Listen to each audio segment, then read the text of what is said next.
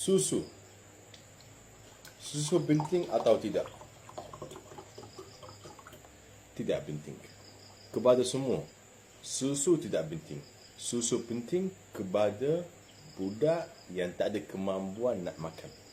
Sebab apa? Alhamdulillah. Kalsium, vitamin D dan protein kita boleh lengkapkan dari makanan kita. So, no need. Nak minum boleh.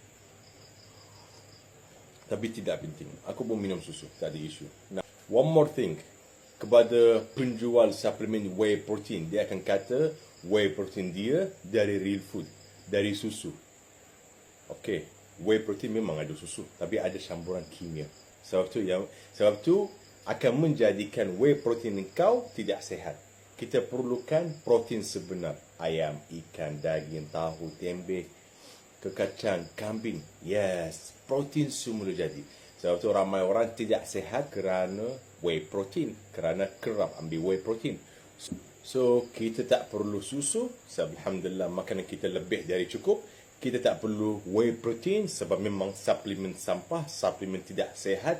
Jangan percaya penjual suplemen yang kata engkau susahlah lengkapkan protein intake harian. Mudah guys, very simple.